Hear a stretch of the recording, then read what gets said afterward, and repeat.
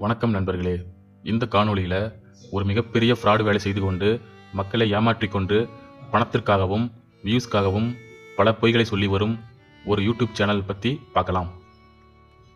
அதாவது இந்த யூடியூப் சேனலின் பெயர் விபி ராக்கர்ஸ்.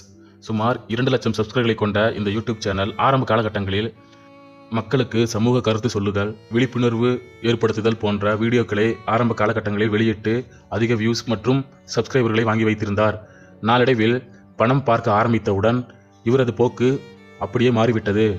வியூஸ்க்காகவும் பணத்திற்காகவும் மக்களை ஏமாற்றும் வகையில் அதிக பொய் சொல்லி கேவலமான தம்ப்லைன், அதாவது கேவலமான முன் புகைப்படம் வைத்து மக்களை ஏமாற்றி பல வீடியோக்களை வெளியிட்டு வந்தார்.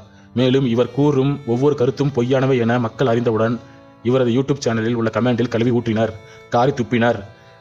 சிலர் நேரடியாக சென்று காரி துப்பி இதுபோல் வீடியோ வெளியிட்டால் உன் மீது வழக்கு தொடர்வேன் என்று எச்சரிக்கை விடுத்து வந்தனர். இருந்தும் திருந்தாமல் இந்த விபி ராக்கர்ஸ் யூடியூப் சேனல் ஒவ்வொரு வீடியோவிலையும் பல பொய்யான கருத்துக்களை சொல்லி மக்களை முட்டாளாக்கி கொண்டு வருகிறது. மாணவி ஸ்ரீமதி கொலை வழக்கில் அவரது தாயாரே மக்களுக்கு அதிக உண்மைகளையும் அரசுக்கும் பல தகவல்களை அவரது யூடியூப் சேனல் மூலமாக தெரிவித்து வந்துள்ளார். ஆனால் இந்த விபி ராக்கர்ஸ் மாணவியின் ஸ்ரீமதி கொலை வழக்கில் இருந்து தற்போது வரை வெளியிடும் தகவல் அனைத்தும் பொய்யானவையே. உண்மையை மறைத்து பொய்யான தகவலை மக்களுக்கு சொல்லி அதிக வியூஸ் வாங்கி அதில் சம்பாதிக்கும் இந்த பொழப்பு ஒரு நாரப்பொழப்பு என்பதை நாங்கள் தெரிவித்துக் கொள்கிறோம். மேலும் இதுபோல அவர் வீடியோ வெளியிடுவது முற்றிலும் தவறான செயல். உண்மையை சொல்வது மட்டுமே ஒரு நபருக்கு அழகானது.